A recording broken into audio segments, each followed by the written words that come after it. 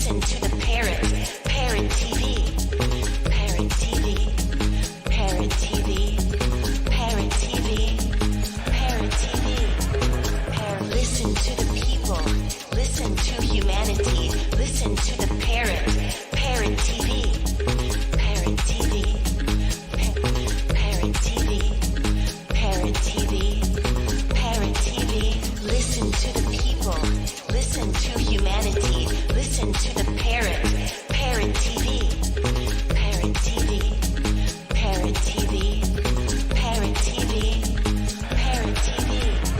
Parrot TV. Parrot TV. America Open Market. AO Market.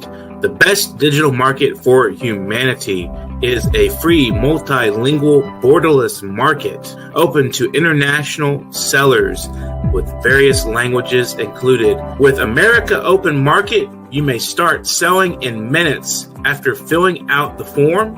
Comprehensive dashboard where you understand your sales, orders, and customers is available. You get paid directly, securely, and instantly on the America Open Market.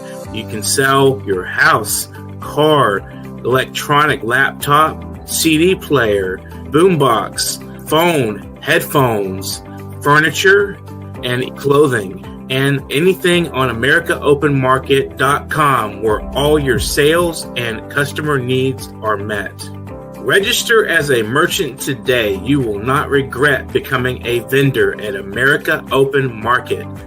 For further inquiries, contact us at aomarket@gmail.com. AO Market, best digital marketplace for humanity.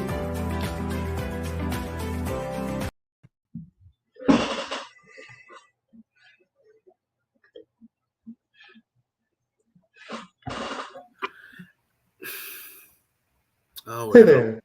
private. What is going on with this thing? Sorry, there's a little bit of a lag on my side, and I'm having trouble getting this to work. There, got That's it. okay. Sorry about that. Okay, so it was a little bit of a shock, a surprise, guys. We frauded you a little bit there. Anyway, welcome to World Inkers Network. I am Dustin Pickering, your noble and honest host. And today we have Jeremy Gernhaelder. He's a longtime fan of true crime shows and suspenseful thrillers. He's been writing as a hobby since he was 7 years old, even winning awards for his poetry during high school. While on stress leave from his job as a teacher in early 2020, he decided to elevate writing from a pastime to something he might pursue professionally. The result of that effort was the Small Town Slasher series, with The Drifter being the first installment. Although he struggles daily with his ADHD, social anxiety, and depression, Jeremy continues to try to inspire positive changes in the world around him. Jeremy has written several pieces of poetry for a variety of causes seeking social equality, and maintains a blog on his website dedicated to addressing mental wellness and other challenges he faces as an author. Jeremy was raised in the small town of Cayuga, Ontario, Canada. He currently lives in another small town, Lac-Bert, Quebec, with his fiancée, Anik Cote, hope I pronounced that right, their 5-year-old Budgie, and their 4-year-old Pug. Thanks for joining us on the show today, Jeremy. I hope all is well with you. I'm doing well, and yourself? Doing pretty good. It's good to have you on the show, and I thank Elizabeth Agumadetti for referring you. So Absolutely. Her at the beginning of the show here, and so what made you decide? I mean, you obviously you had a thing for like crime and thriller based films and stuff. So what do you think drew you to those kinds of works? I think I was always kind of all over the place, to be honest, when I was a kid. I enjoyed most genres, a little bit here, a little bit there. But what really hooked me in was two things. My parents had us watching Law and Order from the beginning of our childhoods, like all the way through. Big time fans. And that always drew me back to just crime in general and thinking about how that works and the legal system. But the second thing that really got me hooked was Val McDermid's Killing the Shadows. It's a standalone book that she had written. I picked it up when I was about 12, maybe 13 years old. And it was one of the first books I read that had probably more than 300 pages. And I really enjoyed it. It just sucked me right into that world of thinking about how different people's minds work.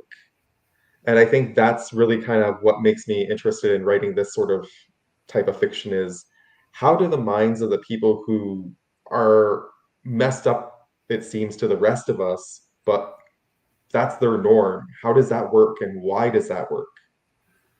And I try to write stories that both have a really good mystery to them, but also have a really good character story that you won't necessarily like the killer, but you'll understand the killer by the end of the story. And that's kind of what I'm going for. What is your process in writing? Like you've written your initial book, your first one. So how did the process of that go about? I mean, did you sit down and sort of plan it, or did it just draw itself in? You just wrote it and it happened, or? I have an interesting sort of system for planning, actually. What I do is I have a file that I've created that lets me design the settings, the characters, and the motivations of the killer, and just kind of breaks it all down into like very systematically, essentially, almost. I've always been kind of a fan of math myself as well, and so I like things that are structured very well.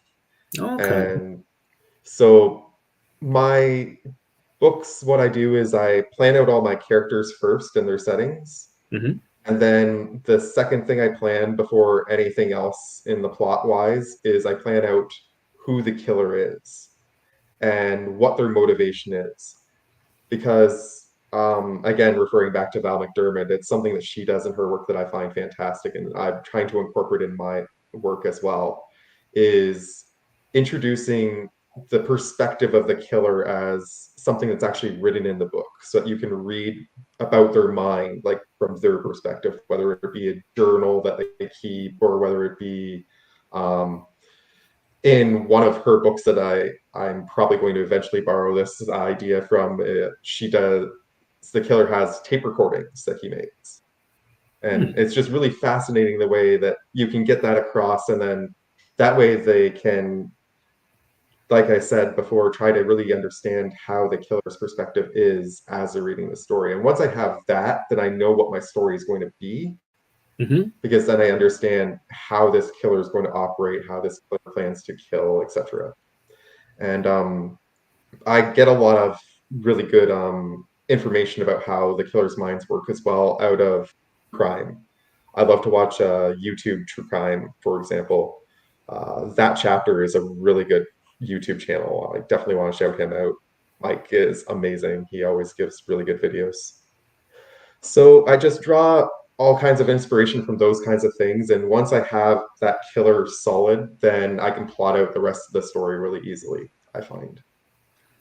It's funny that you mentioned how you get inside the mind of a killer, because that was going to be the next question was how do you manage to kind of, I mean, it's such a different perspective than the average human being. I mean, how do you find that, what do you learn from getting inside the mind of someone who has actually committed a murder? I think what you learn first and foremost is that we're all just people.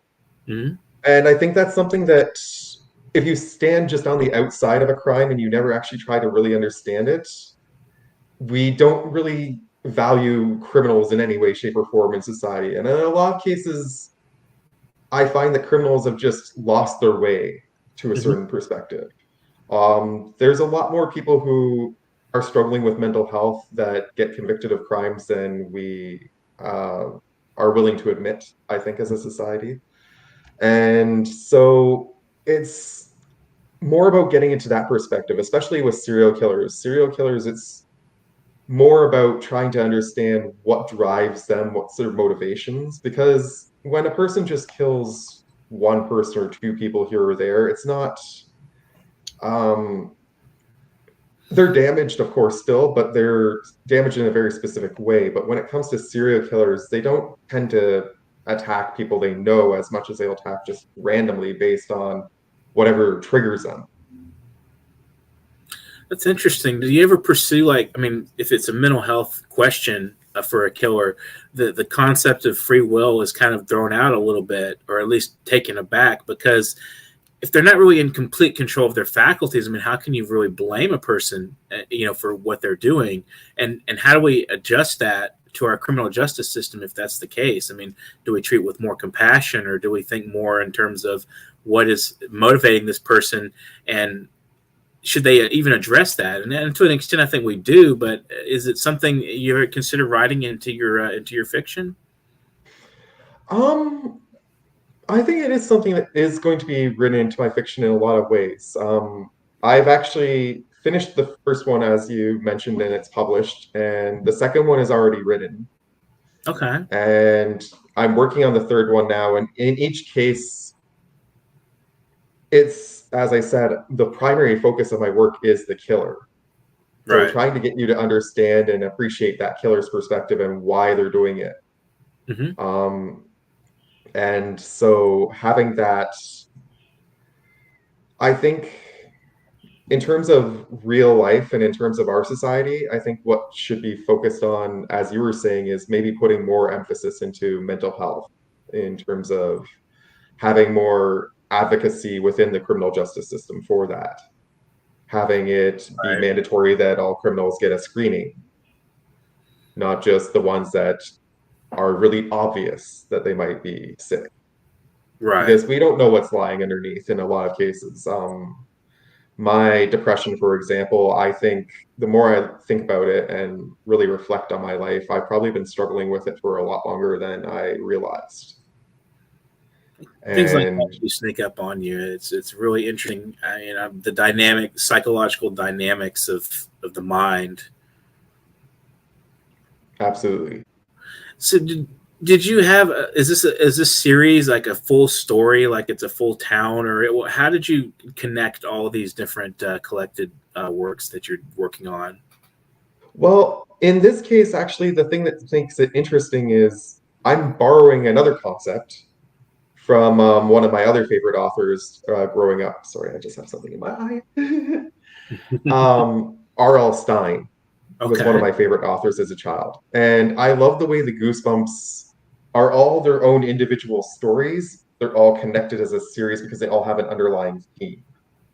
Oh, okay. Yeah. And so that's what I'm really going for with my series is I'm trying to create books that are shorter so that it's more available to adults with busy lives. Hmm. I find as a person with ADHD, I often get frustrated when I start reading a long-term book and I put it down for a couple of days because I get busy and then I go back, I have to reread at least one or two chapters to get back into the story. Right. So And what so kind I'm trying to make books that are more novellas, obviously, and so they're shorter for just kind of consumption in one sitting. The way the Goosebumps were, they all have a underlying theme that they all exist in small towns or counties. They're all going to be terrorized by some sort of serial killer hmm, with different motivations and different reasons behind each killer's perspective and why they're doing it. right. I might bring back some fan favorite characters here or there, but for the most part, it's going to be a completely different story each time. What kind of, I guess you could call them tricks do you use to captivate an audience in your stories? Well, I think what makes my stories unique is the way that I develop the characters. As I said, the first and foremost excuse me, got tongue-tied. First and foremost part of my development is actually writing about the characters and then the setting. So I went through university and my undergraduate was focused mostly in sociology. Hmm. And so I really like the study of and the interactions between people and how that shapes us and develops us. And so when I write out my characters at the very beginning, I write a very basic description of what they look like. But for the most part, what I'm focused on is how they're going to interact with each other, who they are. Mm-hmm. This character is related to this character, and that character is like rough person. So that because that person's rough, the next character might be shy. And so how they reflect and how their dynamic reflects, and it makes it almost more real. Mm-hmm. I find a lot of characters in some of the books that I've read are very just bare bones, straightforward, and I try to get more in depth and try to write being part of those characters. A lot of, if you actually, when you read through my book, you'll see that in each chapter there's a section by one character's perspective, and then I'll flip to another character's perspective, and that way you're actually seeing the story through their eyes. And that's another way that I actually keep the mystery alive in the story, is by you only getting certain pieces based on what each person sees, not what is really there per se, because after all, truth is a matter of perspective in a lot of cases. Right. So when you get inside the head of a killer or a depraved person, and does it kind of like, do you like become that person in a sense? Like, obviously you're not going to commit the same act, but does it inhabit you in a way, or do you just, is it more a detached perspective, or how do you feel like writing a killer's perspective? It's definitely dark.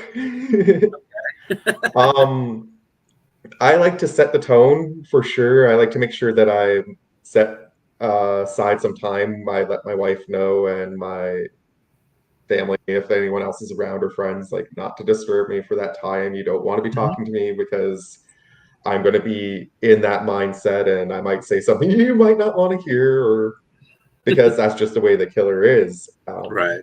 But I find what's important is to sit down and try and get that perspective out onto the page in one go. That's my main goal. So oh, wow. You just sit down, take a private space, and just like complete it in one period. I don't complete the whole story, just the killer's Right. perspective in one period. But yeah, that way I get it done and I get it over with, because once the killer's perspective is done first, then I can do the rest of the story, and I just have to copy and paste that perspective into the story whenever the section comes up. So you write the just perspective. A lot of meditation before and afterwards to just kind of get in and out of the mindset is really important too. Right. It's sort of like in acting. I remember hearing a story about Jack Nicholson on the set of The Shining. He would wave the axe around before, just to get in the character, just to be that person, even though that's not who he is as a human being. That's who he is as the character. Exactly. He'd go around waving this axe around, trying to get into the character zone. So do you when you go through, writing the perspectives of each of the characters, is something that you put down before you start the story, or as you're writing the story? Do you have the idea of each character kind of like sectioned out before you actually write? I don't generally section out all the other characters first. Okay. I find that what I like to do is write it chapter by chapter after I've gotten the killer's perspective down. Mm-hmm. And so I'll write chapter 1 today, and then tomorrow morning I'll hit chapter 1, and then I'll start writing chapter 2. And that way I can get right back into the flow of my story and back into the mindset of those different characters as I progress to the next part. That's interesting. But So yeah, go ahead. other than the killer, I find that the rest of the characters usually aren't super difficult to take on their perspectives for a little while here or there. Like you were saying, it's kind of a lot like method acting in that way. Like Mm-hmm. writing in those individual characters' perspectives and writing as if you are them and how their emotions are with you. And Do you do any kind of like performance ritual to get in that mindset, or is it just something you kind of just take a sit down and sort of meditate and let it flow into you kind of thing, or how does that happen? I like to let my imagination wander somewhat. Mm-hmm. I actually have It's kind of funny. I have a collection of Yu-Gi-Oh cards. Okay. And so they're all in different decks, and those decks have different themes. And so I'll pick up a deck and I'll just start shuffling it, and then I'll put that one aside and I'll start shuffling the next one. And I just try to pick out ones that I think will help me get into the characters' perspectives based on what the themes are. Like some of them have more natural themes, and so if I want to get into a character that's more rounded and like a nice old lady, then I'll use some of those. When I want to get into my killer's perspective, I'll use some more of the darker, like bloodier cards that they have in the sets. And so it just kind of lets me detach from myself, sort of, by just experimenting with different emotional states until I feel set to write whatever I plan to. Interesting. We're going to take a brief break, but we'll be right back with some reading from your work. Thanks for joining us on the program today. Are you curious about financial literacy? Then take a look at Professor Anthony Rivecchio's new program on Parrot TV. It's called Financial Focus University. This is an excellent program to learn about questions related to your own finances post-COVID, if how you can manage your money, how you can work with your tax situation. And this is an excellent and informative discussion of financial literacy. With Professor Anthony Rivecchio, your financial problems will be solved at Parrot TV with Financial Focus University. America Open Market, AO Market, the best digital market for humanity, is a free multilingual borderless market open to international sellers with various languages included. With America Open Market, you may start selling in minutes after filling out the form. Comprehensive dashboard where you understand your sales, orders, and customers is available. You get paid directly, securely, and instantly on the America Open Market. You can sell your house, car, electronic laptop, CD player, boombox, phone, headphones, furniture, and clothing, and anything on AmericaOpenMarket.com where all your sales and customer needs are met. Register as a merchant today. You will not regret becoming a vendor at America Open Market. For further inquiries, contact us at aomarket@gmail.com. AO Market, best digital marketplace for humanity.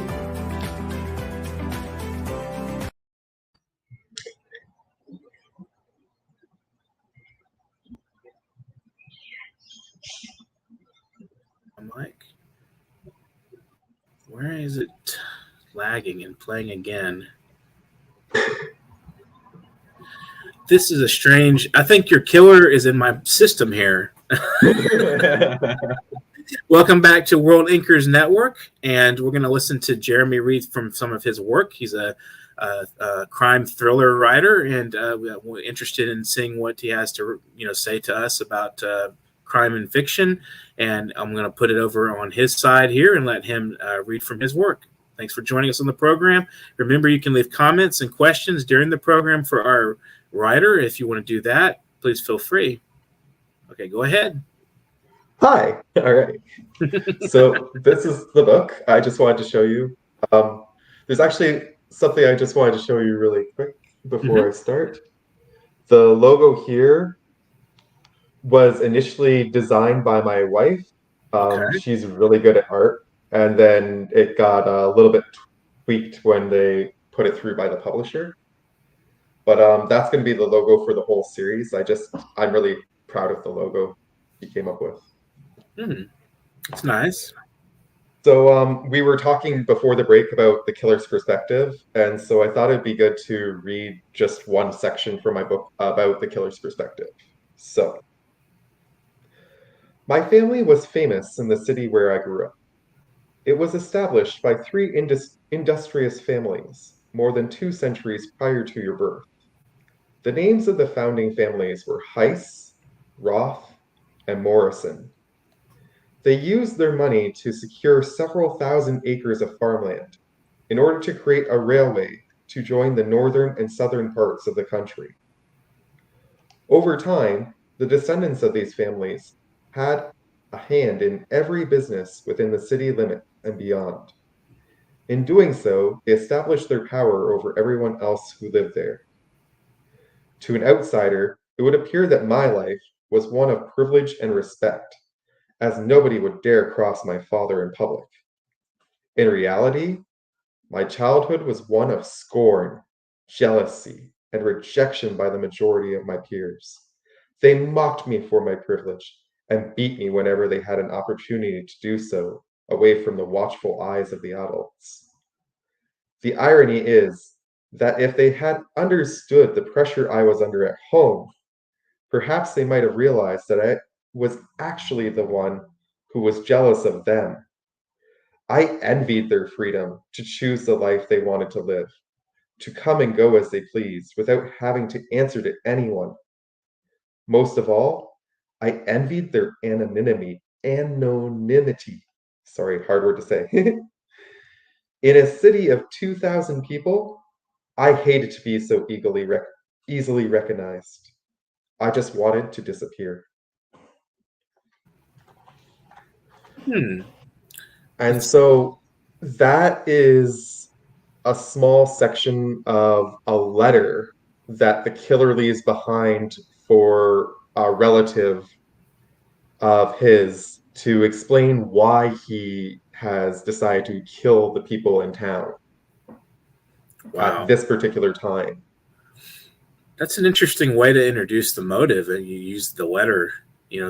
So do you have other ways also? You mentioned earlier, things like you had pulled from some journals or something like that. So what are some of the other ways you kind of pull the killer's mind into the story? So in the second book, which is going to be called Cookies for Comfort, the serial killer is actually keeping a journal. That Mm-hmm. was where I got the example from. And in the third book that I'm currently writing, which I'm tentatively calling Bloodlust, but I might change that. I haven't decided for sure. The killer is actually keeping a medical diary Mm-hmm. based on the people he kills. Because his motivation is that he believes the blood actually invigorates him and gives him better strength, better focus, and things of that nature. Interesting. Wow. So his perspective is more of a medical study on what he's doing, whereas the first killer is just trying to leave something behind for his son. The second is just trying to keep a record in case something happens, sort of like thing. And you get a lot of these ideas from actual case studies that have happened, or do you just pull them up and just make something up and use your imagination? It's a mix of the two. I draw some inspiration from fictional works that I've Mm-hmm. seen. One of my other story ideas that I've been playing with, but it's not going as well as I like so far, is based on a couple of different movies I've seen when I was a kid and horror story we used to tell around campfires. Mm-hmm. But a lot of it comes from listening to true crime documentaries and trying to just understand different motivations from different perspectives of other people. Like you said, I'm not going to go out there and try and kill people Right. for myself, so I've got to try and study those who have to understand what drove them. Well, And that's an interesting reason to write too. I think people do write to kind of try to understand people and themselves, especially. I mean, there's always that dark zone of our own psyche that's there, absolutely, and more you explore it creatively, the better the more healthy you're going to be. I think as an individual, because you're willing to face it head on and say, okay, there you are, I see you, and then it doesn't get out of hand, it doesn't take over you. So do you ever find yourself kind of grappling with some of these dark zones as you're writing, or even in just life where you're like, frustrated and you find that there's like some key to writing in your personal like dark, moods and things like that? Do you ever come across those times where you're like, I just have to write this out, and you write it out and you feel much better? absolutely. Actually, we were talking before the broadcast about poetry, and Mhm. that's one of my other creative outlets that I do is whenever I'm hit with an emotion that I just can't handle, I try to find a way to write it out in a poem. Mm, really? And so some of my poems get pretty dark. I wrote one recently that was called Life, Money, and Death, Hmm. which got pretty dark really fast. um, Do that. This sneaks up on me but sometimes. but I write about all kinds of things too. Hmm. I wrote a really beautiful tribute to Queen Elizabeth II. That Okay. her death really moved me a lot. Hmm. Hmm. I'm Canadian, so I don't know if that affected you guys as much as it might have us, but A lot of conflicted emotions about her death and what she represented, the colonial legacy and absolutely. bridge between the United States and England, and just the general history. And she's like she was a living embodiment of like the post war. I mean, like she really Yes. lived a very long time, and so it's really like people have I've seen online, just monitoring people's emotions that way through Facebook and social media and seeing different perspectives on the Queen's passing. It's really interesting, and that's a good way to maybe get inside people's heads too. Is like watch what they say on Facebook.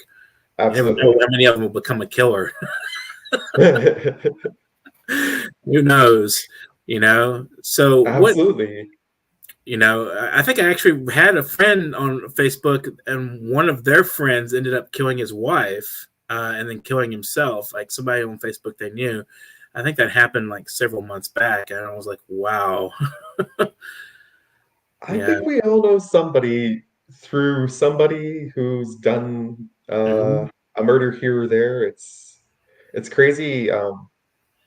When I was in university, we always would sit around and talk a lot of the time about the law of six, about how every person on the planet's interconnected by six people to each other somehow, some way. Right. And it's just crazy how quickly you can find a path from one person to another person. And so, um, It is interesting. It shows how small world we live in, and there's billions of people, but we're all interconnected so uniquely and so tightly. I think it's a really fascinating way of you mentioned sociology and studying how yes, we affect each other. Our institutions are built in this through these mutual interactions and all this. It's like really fascinating how this works. yes, And it's really absolutely. fascinating how writing can address some of these questions, and how not only does it address the questions, but for the writer, it puts those questions in perspective, like you're framing Yes. them. Yeah. Do you ever come across any interesting realizations in your writing that you weren't aware of before? Hmm. I think more than anything, I think what I would have to say is to that is just how, like I was saying before, just getting emotions out on the page. Hmm. Sometimes I'll struggle with something for a few days and I won't realize just why I'm struggling until I sit down and I write it. And when it's written down, then it's like, wow, like that's what's really been bugging me. I didn't really think about it because my writing for poetry style is very different than my writing for my novellas. As I Hmm. said, that's kind of more of a inspiration hits me and I just sit down and start writing kind of thing. Right. And so, for example, when, like I said about the Queen dying, I didn't write it down right away or anything about that. I struggled with it in a couple of days and let it kind of fester in me and thought about it. And Hmm. when I really sat down and I wrote it out, what I had to say, then it really surprised me what I thought about her in a lot of ways. Hmm. Um, a lot of that actually was based on the one article in the New York Times. I can't remember what it was titled. I think it was something along the lines of a life in photographs or something. Hmm. And it was just so impressive to see all the different pictures that they had of Queen Elizabeth II and all the different things that she had done in her life. And what really hit me though in that article was reading about the fact that she technically wasn't supposed to be queen. Hmm. her uncle should have been king and he abdicated the throne to her dad, and that's what led to her being queen, but it wasn't in the cards for her necessarily right away in her life. And so Mhm. my poem actually that I wrote, it more addresses the idea of how it's a position that was kind of thrust upon her. It's not something that she necessarily wanted, but she took on the role and did the best that she could for the years that she served. And Hmm. That's an interesting way of addressing. to try and think about like how would any of us have done in that role if we Mhm. had the duty, because that's what it basically boils down to. It was a duty that was thrust upon her and she took it up. And I don't know if how many of us could have done that. And it's quite a, being in such a strong position of power as a representative of a country. It's got to be pretty complicated and difficult and a heavy burden for people. Right? Absolutely. I can't imagine myself in that role personally. It would be No. too much. I mean, you'd have to be sociopathic or something not to feel a heavy, heavy burden on your shoulders for that. So, what would you like to leave our viewers with today, and as advice or as comments to encouragement, anything like that at the end of the program today? I think the thing that is really important to me is, as you were saying at the very beginning, when you were reading the blurb about me, I'm really passionate about mental health and Hmm. about social equality and things of that nature. I and I think that one thing that I've really enjoyed reading a lot on Twitter, because I just joined Twitter about a month or so ago to try and promote my book. And what I've really discovered is just how many different people there are who have written something. Hmm. And I think what I would like to leave the audience with is everybody has a story that they want to share. And you just have to find the way to share that story. And I think it's important for us all to share our stories with each other. I love nothing more. I'm agoraphobic, so I don't like crowds, but I love to meet individual people because it's so fascinating to see things from a different perspective in the world. And it gives me something new to think about when I'm doing my writing, and it gives me a new way to think about how I interact with people as well. Hmm. Um, Interesting. Having grown up in a small town, I was kind of limited in my social experiences growing up to a certain extent. Hmm. And so being able to branch out and meet all these new people and learn their stories, and I think that's what I would want to do is I want to motivate everyone to try and write their stories.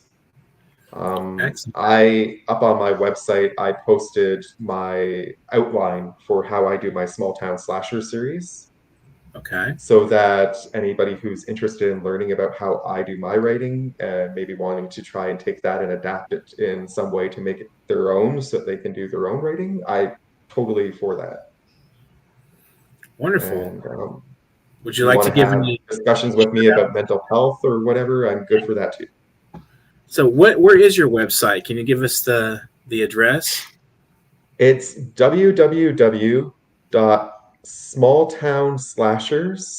www.smalltownslashers.ca, Alltown Slashers. all lowercase.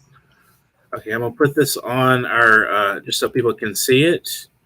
I'm gonna put it up on our here. Is that it? Yes. Okay, so that's his website. That's Jeremy's site. Anybody watching today wants to check that out, smalltownslashers.ca. And it's been really wonderful talking to you. Would you like to give any shout outs or thank yous at the end of the program here? I would love to thank Elizabeth for getting us in touch with each other. I'm not going to try and say your last name, sweetie. I'm sorry, I'm not the best at pronunciations. I would love to shout out Val McDermott again one more time and R.L. Stein for giving me the inspiration to write, as well as my wife, Anik. Um, she really kind of got me up and out of the rut of my depression when I stopped being able to teach. And being able to write this book is really a lot on her. She kept me going. You get down in that basement, you keep writing, you're going to finish that, you're going to do good. And she's very positive and upbeat person in my life. I just want to thank my family as well. My dad and my mom and my brother. They're really always behind me, and Wonderful. thank you for having me on the show. I really Very appreciate it. welcome. And if you know of anybody you'd like to pass to come on here as well and be our guest, then feel free to give my email to them, and I'll get them on the show as well. It's been wonderful talking with you today, Jeremy. Thank you so much. Have a wonderful evening. You too. So that was Jeremy, and then he had smalltownslashers.ca is his website. If you want to take a look at what he has to offer, I invite you to do so. And remember, you can support our program financially and help us keep promoting authors and writers and scholars and all sorts of creatives at paypal.me/nyparrot. That's paypal.me/nyparrot. If you want to be on the show, I'm going to put up the email here that you can submit to as a guest. Please include a bio and a headshot of yourself. No other person in your headshot, no killer, no, just kidding. Send a photograph of yourself and send a short bio that we can use to read on the program as well. So it's been wonderful with talking with Jeremy today. I learned quite a bit about getting inside the head of a character and inside of a killer. And I think a killer was in our system today, keeping this thing kind of slowing down and lagging on me. Sorry about that, guys, but I'm sure our guests and all and our viewers loved it. Remember, you can subscribe to our channel. You can also share our content across the internet. We don't mind that at all. There's no copyright infringement on that. But we might send one of Jeremy Killers after you if you do it too much. Just kidding. And thanks for watching today, guys. Have an excellent afternoon and get to writing. And then I will put on the jingle. Listen to the people. Listen to humanity. Listen to the Parrot. Parrot TV.